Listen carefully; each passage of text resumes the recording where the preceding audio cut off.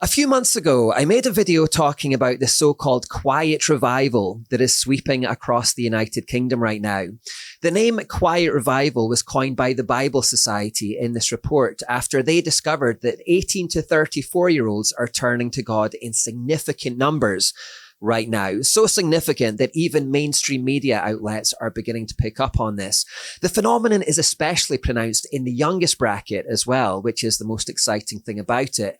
And all of this is great news. This gives us hope that as terrible as things may be right now in the UK, and to be honest, the future of the UK is looking quite bleak at the moment, God perhaps isn't done with this nation quite yet. In fact, I saw something similar even more recently from YouGov, which is a secular organization, saying that belief in God has tripled among British 18 to 24-year-olds in just 4 years.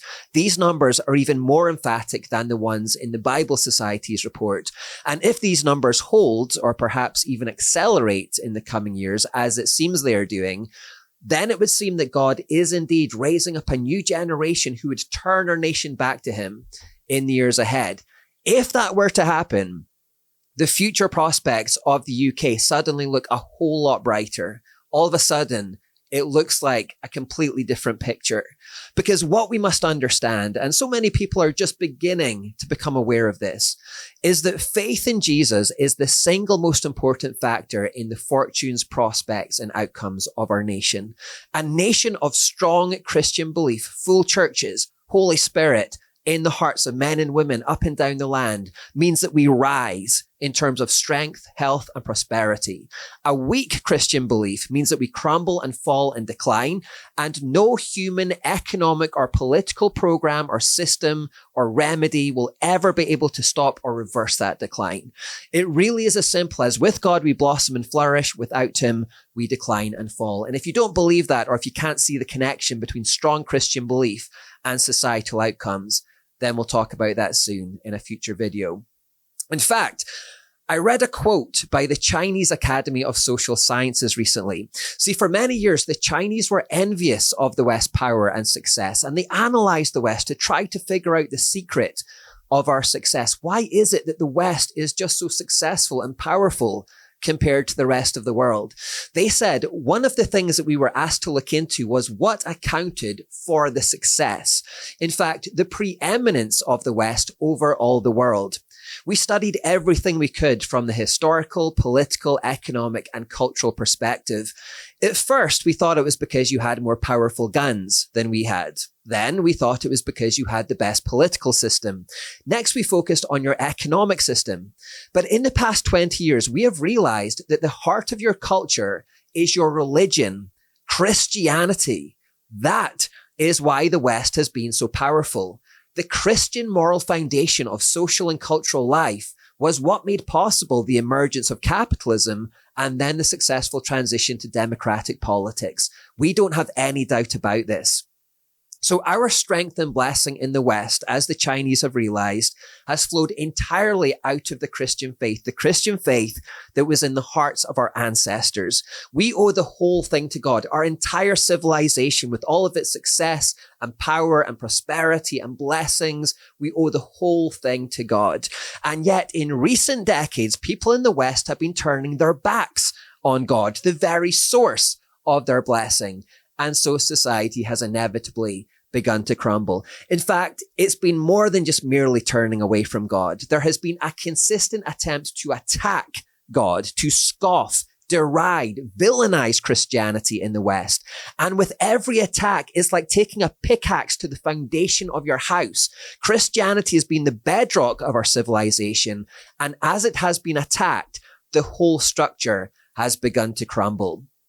Now, what recent figures suggest, interestingly and excitingly, is that the decline may not be terminal and that there is a glimmer of hope on the horizon with this quiet revival. There is a new generation coming up who are turning to God, and that's very exciting because when they step into positions of leadership and power in the next 10, 15, 20 years, they may yet begin to lead in godly ways again, and then the West may yet be saved. It may flourish once again. The question I want to ask here in this video is, what do we as a church generation do in the meantime? The problem that we have right now is that generation won't be in positions of leadership for perhaps another 20 years. Right now, the people who hold the reins in our society are these people, those in their 40s to 60s, Gen X and the Millennials. These are the current decision makers, the current department heads, governors, political candidates, media bosses. These are the ones who are steering the ship today. And as you can see from this graph, they remain stubbornly opposed to God. See, the problem with these generations is, apart from the general slide away from the faith in the late 20th century, of which they were a part, the post-war period, the 1960s, 1967 Cultural Revolution in particular, I've spoken about that a lot. From that point onwards, there was a general slide away from the faith, but also this was the generation who was most heavily propagandized and brainwashed by the new atheist movement around the turn of the century. Christopher Hitchens, Sam Harris, Richard Dawkins. These generations were either teenagers or young adults when that movement came along. And again, there was a general atmosphere around that time that encouraged mocking of Christianity and rebellion against God. They were a part of that. But also they had this new atheist movement propagandizing them and brainwashing them. Now, as I say, these people who scoff at God are now in control of our institutions. They are the current decision makers. And because of their godless foolishness, they are guiding our nations towards destruction, the UK especially right now. They've replaced Christianity with all kinds of confused secular ideologies like wokeism, intersectional theory, feminism, LGB and trans ideology, open borders, climate hysteria, cultural Marxism. Without God, their minds have become so dark and confused that in many ways, good has become evil in their eyes and evil has become good. They attack everything that's good and righteous and pure and promote everything that's dark and obscene and perverted. They attack silent prayer and Christianity in the Bible, and yet they promote the dark, the LGBT, the cultural Marxism, all of that kind of stuff. So the question we have as a church right now is, how do we navigate these next difficult years? Are we simply to wait and endure the godless foolishness of this generation in the hope that in 10, 15, 20 years' time, they will have moved into retirement and a faithful Gen Z and Gen Alpha will have come along to begin to put things right? Or is there still hope that we can reach this godless, obstinate generation? Might there still be hope that God can still do a thing in this generation amongst the Gen Xers and the Millennials? Because to be honest, I'm not sure that we can handle another decade or two of this kind of cultural Marxist leadership. If we continue down this track, there is significant economic collapse and social unrest on the way. In fact, it's probably too late for that not to happen now. I think that's probably set, that we are going to have a significant economic collapse and social disturbance in the years ahead. On this note, I watched this clip recently that got me thinking about just how difficult it's going to be to reach this particular generation, the Gen Xers and Millennials. This is Carl Benjamin, who I've only recently come across. I don't know too much about him, but he was taken in by the new atheist movement back in the day and was a strong advocate for it, apparently. However, he realized that into the vacuum of godlessness that new atheism had created, all of these secular ideologies were starting to take hold, and they were destructive. He saw that. Wokeism, LGBT doctrine, feminism, etc. And as he backed away from it, he began to realize just how fundamental Christianity had actually been to everything he loved about his culture and civilization. Now, he isn't yet a Christian. He calls himself an agnostic now, but he started taking his family to church every week because he sees there is something in Christianity which is needed. In fact, he says that he almost feels like something was stolen from him growing up because he was raised in this general environment of atheism and because he was caught up in the new atheism movement. And he doesn't want his child to have that stolen from him. He wants his child to have faith. Let's watch this clip. I've put together some clips from this interview and then we'll talk about it afterwards. Well, so the atheist movement had not very long after its sort of blooming been infected with woke postmodern identity politics, in particular feminism. And I didn't think this was actually the best way to conceive of male-female relationships and interactions. And so I was something of a heretic to the atheist movement, which is an interesting place to arrive at because, of course, there were definitely deep religious undertones to the moral system that they're promoting. What do you make now in retrospect of that whole sort of new atheist movement? They didn't kill belief in Christianity, they buried it. They were essentially kicking an open door. The civilization had long become secular, and since the boomers, really, the boomers were genuinely quite a secular generation and just found themselves choosing not to believe for whatever reason.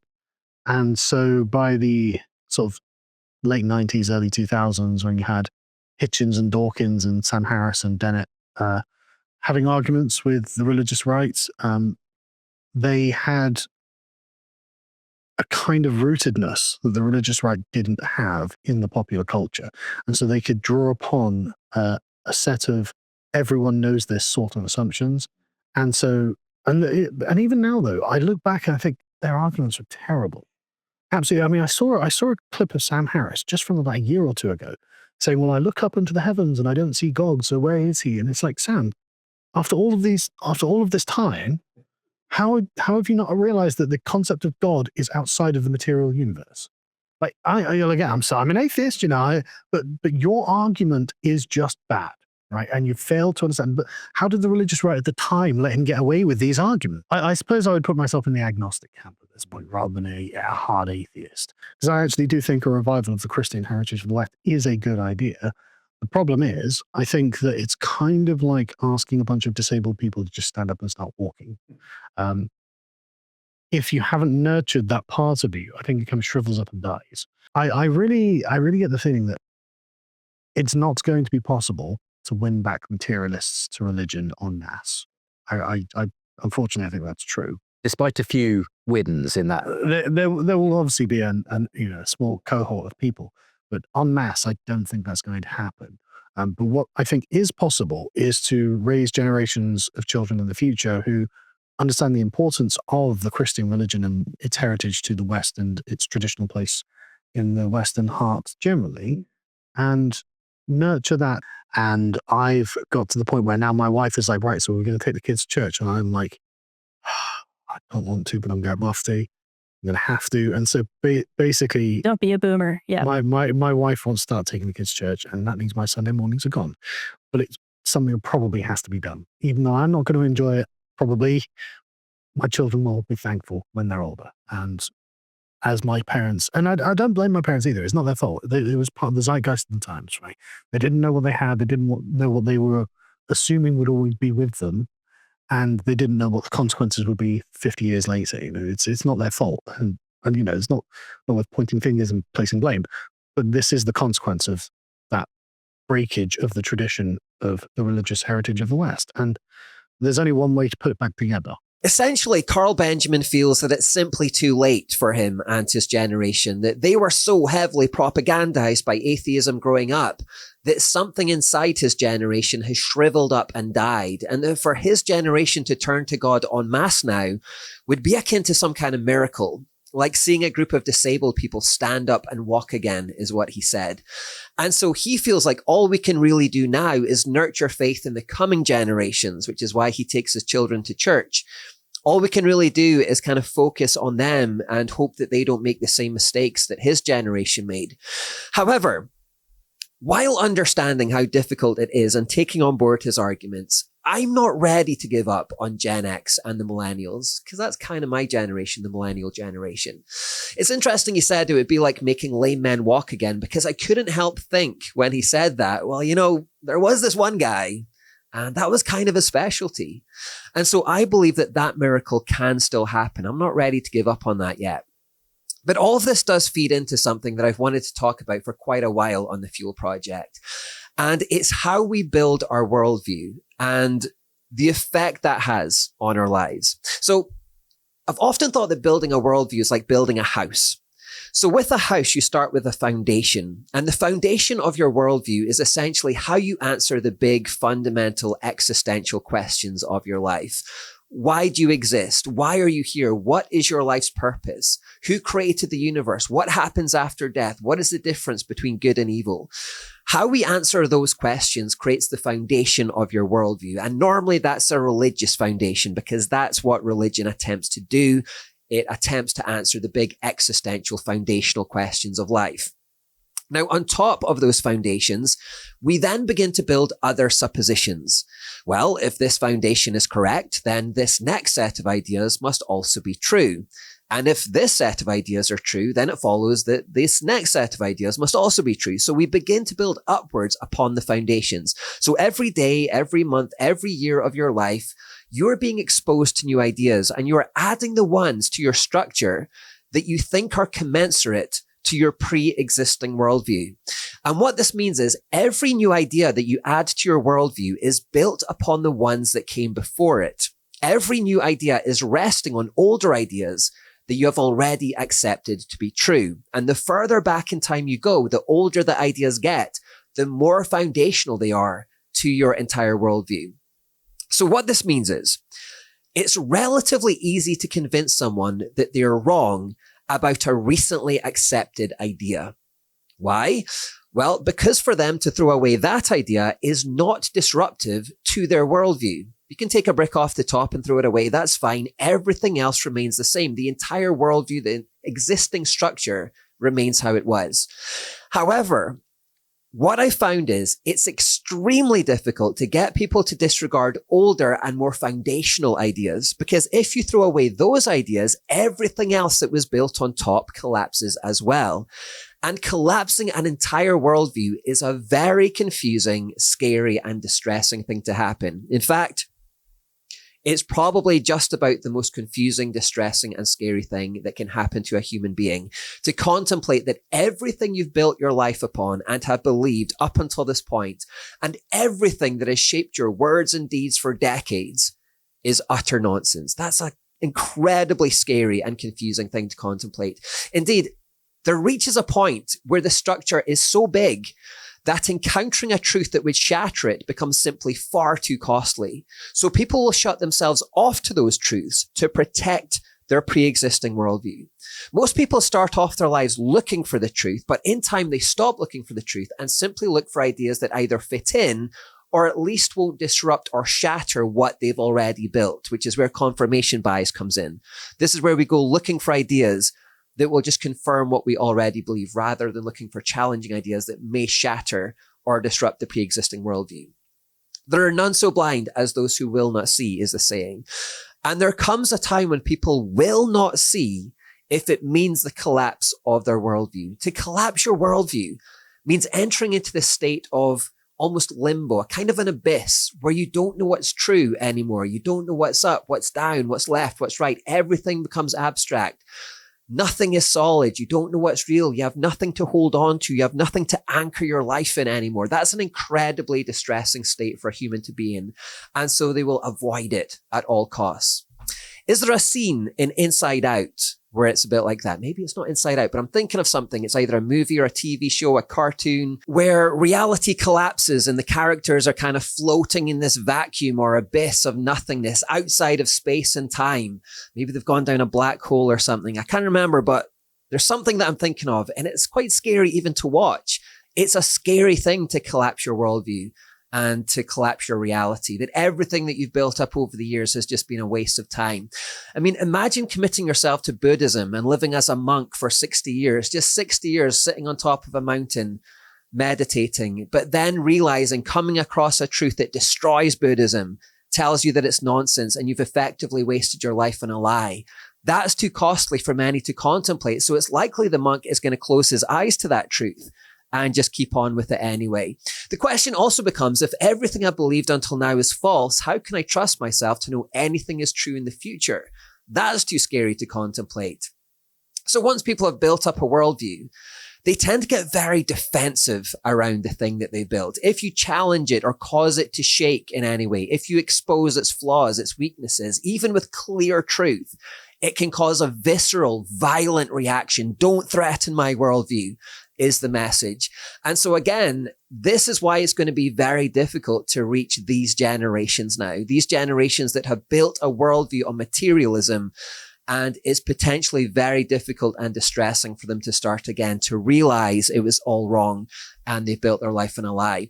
But if you are an atheist who sees the truth now and the need for Christianity in your life and in the life of society, like Carl Benjamin, but you're kind of pushing back because you don't want to tear down your existing worldview and start rebuilding from scratch, then I would encourage you to know that it is worth it in the end. And if you don't join this movement, you are effectively part of the ideology that is collapsing the West. If you don't want that to happen, then you need to get to church. And the quicker you set off on this path, the better it's going to be for everyone, for you and for society around you. And yes, a whole load of materialists going back to church, I understand it may be akin to a group of disabled people getting up and walking again. It may be that kind of miracle. But I believe that the Jesus who made the lame walk can also do this miracle too. I've not given up on you. I've not given up on this generation. I think we should pray for the younger ones. And of course, we should nurture faith in them. That's absolutely correct. But I think we should still try to reach these generations as well. I have not given up. God can do miracles. I still believe that this can happen.